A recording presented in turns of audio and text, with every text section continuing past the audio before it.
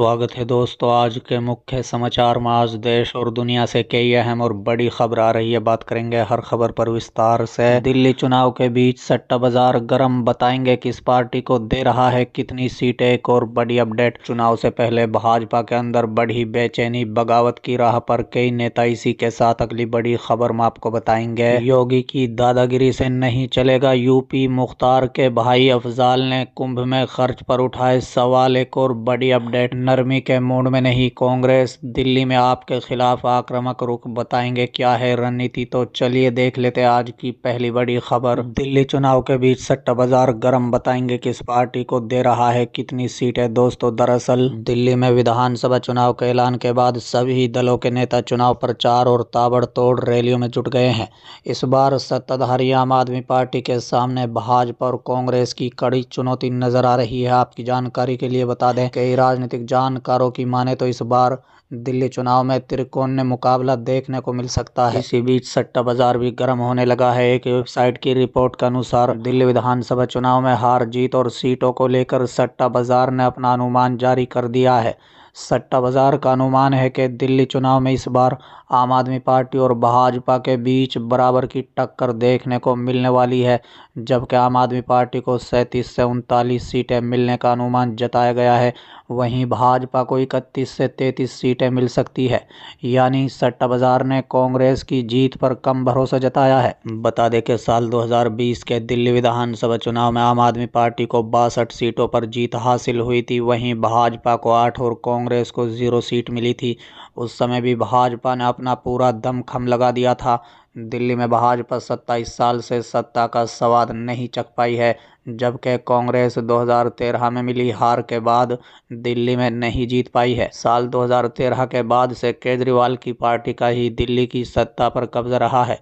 इस बार दिल्ली विधानसभा की 70 सीटों के लिए 5 फरवरी को वोटिंग होगी, जबकि चुनाव का परिणाम 8 फरवरी को घोषित किया जाएगा। चलिए अगली खबर, चुनाव से पहले भाजपा के अंदर बढ़ी बेचैनी, बगावत की राह पर कई नेता। जी हां दोस्तों, आपकी जानकारी के लिए बता दें, विधायक मोहन सिंह बिष्ट के मुस्तफाबाद से प्रत्याशी घोषित कर भाजपा उनकी नाराजगी दूर करने में सफल रही, परंतु कई क्षेत्रों में टिकट से वंचित रह गए नेता बगावत की राह पकड़ने लगे हैं। आपकी जानकारी के लिए बता दें, इससे पार्टी के सामने असंतुष्ट नेताओं और उनके समर्थकों को मनाकर चुनाव प्रचार में लगाने की चुनौती खड़ी हो गई है।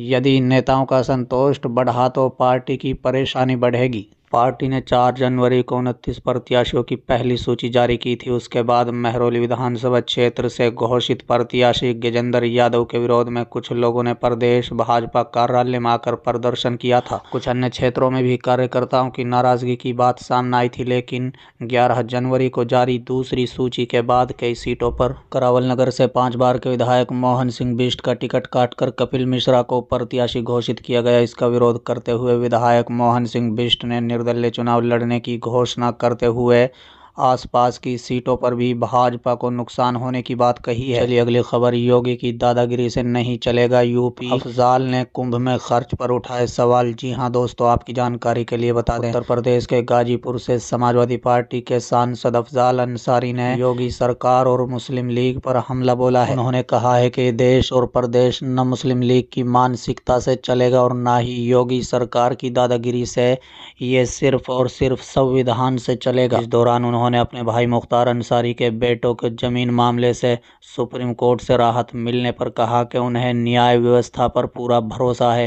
राजधानी लखनऊ में अंसारी परिवार के नाम पर दर्ज जमीन पर पीएम आवास योजना के तहत घर बनाए जाने के फैसले पर सुप्रीम कोर्ट ने रोक लगा दी है। इस पर अफजाल अंसारी ने कहा कि वो ज़मीन मेरे पिता सुबहानुल्लाह अंसारी ने खरीदी थी, बाद में ये मां के नाम पर हुई। मां के निधन के बाद भाई के बेटों अब्बास और उमर अंसारी को वसीयत में मिली। इसके सारे कागज मेरे पास हैं।